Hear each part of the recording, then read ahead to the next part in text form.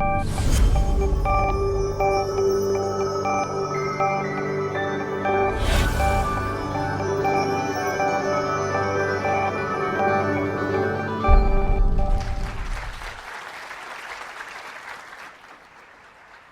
10 months into my first job as an analyst at a big financial firm.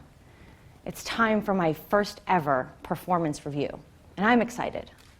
I wear my favorite navy suit and a really pretty lime scarf. I go into the office of the senior manager on my team. I sit down at this very small circular round table. He's right across from me. And it was raining that day, and I remember that because it felt so ominous. The senior manager, lovely man, we'll call him Bob. I see him eyeing this piece of paper out of the corner of his eye, and I think it's my feedback. And it looks like he's reading it for the first time. So I assume it's been prepared for him by someone else, someone in HR. And it strikes me how awkward this is. Bob and I, we're on the same team, but we've never worked together. And I think he's feeling kind of awkward about it too. But he's been appointed to give me this feedback, and so we get into it. He gives me a few generic comments about my performance, which were okay. And then we get to the constructive feedback. And this is what I'm excited for, because I want to be a valuable member of this team. I want to grow. He says, Lauren, what you need to focus on is ATD. Thanks, Bob. What does that mean? Bob says, it means attention to detail. Okay. I think in my head, well, what does that mean?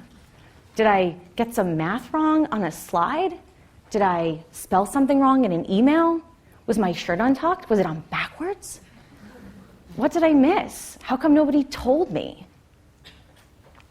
I really wanted to just launch into a flurry of questions because they're swirling in my mind, but I don't.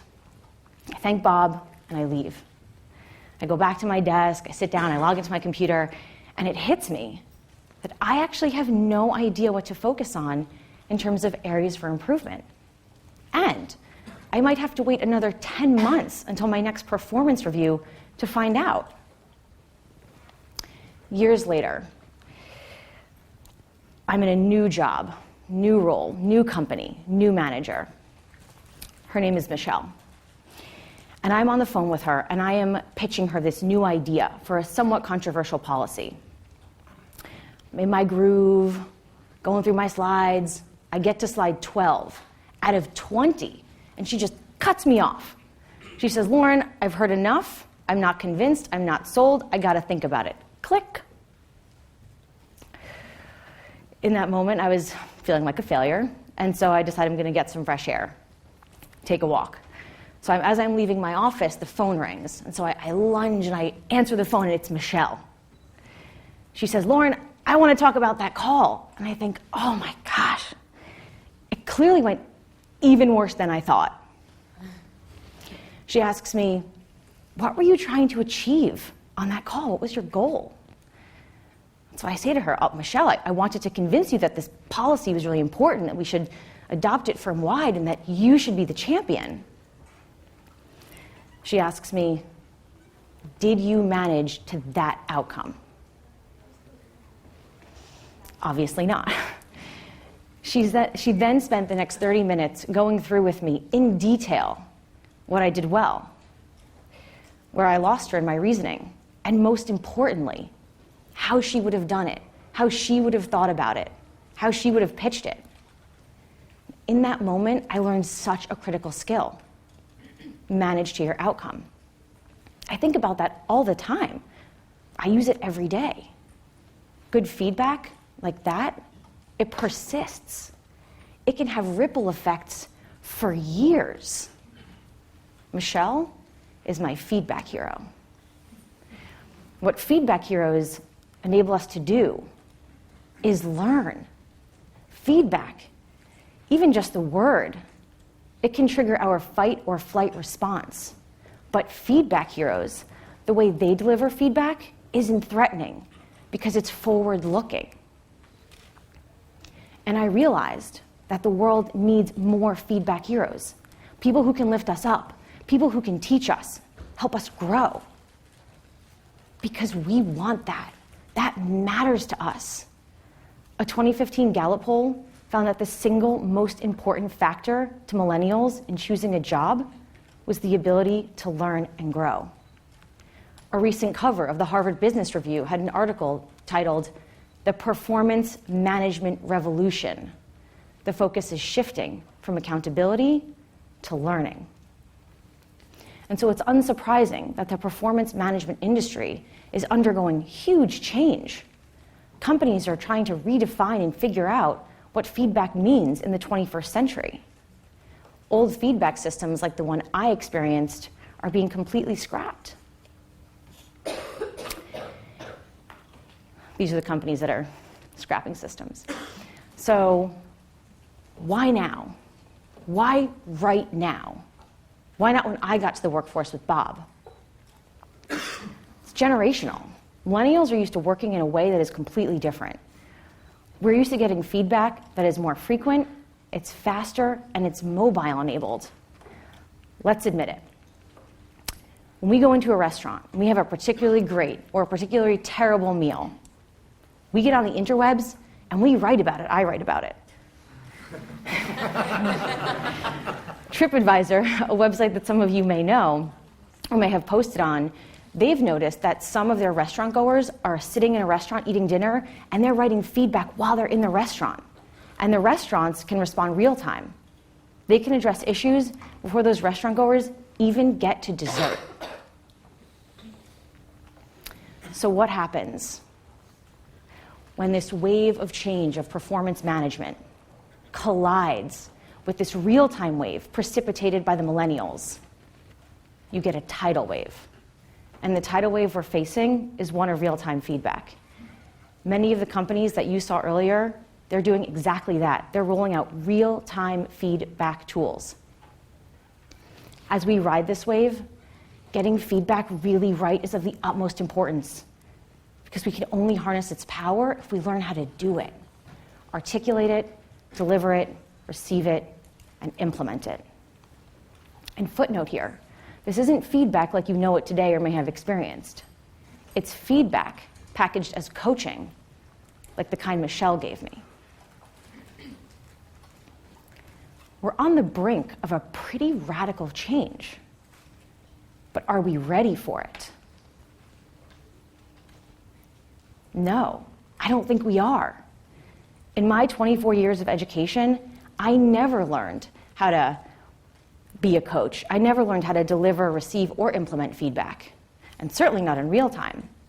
In fact, I never thought about any of those things as discrete skills that had to be learned or mastered. And Bob? I don't think he did either. Think about that for a second. Bob was giving feedback in a professional setting for 25 years. And I don't think he was ever given the opportunity to learn how to do so. Feedback is like a dark art. We know we need it. We know it's good for us. But we hate, I mean really hate, talking about it. And it is really just four things, four facets. Articulation. Are you a powerful observer? Delivery. Are you effective at communicating what it is that you observed, depending on who you're talking to? Reception. Are you open, actually open, to receiving feedback? And implementation. Do you have the nuggets of wisdom that you need to turn that feedback into action? Some organizations, progressive organizations, are making this part of the conversation. They're experimenting with new tools, new apps, new frameworks. It won't be one size fits all. There won't be one right answer. An Accenture MD called this a great social experiment. These four facets are important pieces of the performance management puzzle. But they have to go from once or twice a year skills to everyday skills. You need to be as good at giving feedback as you are at being a doctor or a lawyer or a guitar player or a bellhop or a financial analyst. The future will necessitate this as a core skill. As these real-time tools become the norm, their effects, both negative and positive, will be amplified. We have a window right now to master this craft before the tidal wave arrives. And here's the thing. When you do, when you master this craft, everybody will want to work with you. The most talented and ambitious people will want to work with you because they will know that you can elevate them to a higher level of their own ability. I love working with Michelle. She's the best.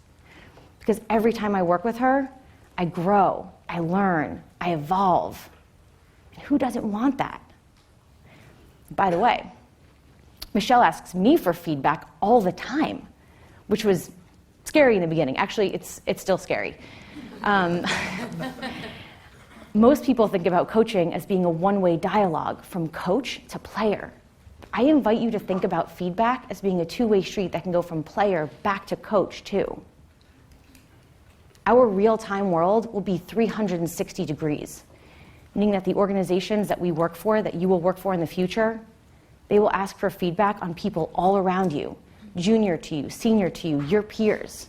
And if you master this craft, you will be able to give all of those groups great feedback, and they will seek you out because everybody wants to work with a feedback hero. So be one. The companies, the organizations, the teams that figure this out first, that teach it faster, that elevate their employees higher, they will win the war for talent. And they will also have the most engaged workforce. Recall the 2015 Gallup poll found that the single most important factor for millennials in looking for a job was the ability to learn and grow. You can't invite them to learn and grow just once every 10 months. So how do we get there? How do we get to a world that is filled with feedback heroes? Who's responsible for teaching us, for teaching the workforce, for teaching the future workforce? We all are, each one of us. We have to lead by example and make small changes every day. High schools and colleges, they have a role to play in this too. They need to integrate this into their curriculums like it's just as important as writing or driver's ed. And the workplace. This training needs to be part of the curriculum every year because together we can create virtuous circles of learning. So the next time you're in a meeting or a team huddle or even a one-to-one, spend that extra 5 minutes at the end. Think deeply about what you observed, what you can offer. Pick someone to give feedback to. Manage to your outcome. The outcome you want is for that person to learn and grow. So deliver feedback with that framework in mind. When you start to do this, the world you inhabit will start to change. Imagine you go to sleep every night knowing how you can be better tomorrow. Imagine you wake up every day excited to learn. Imagine you even look forward to a performance review. The ability to be a real-time feedback hero is in your hands. Thank you.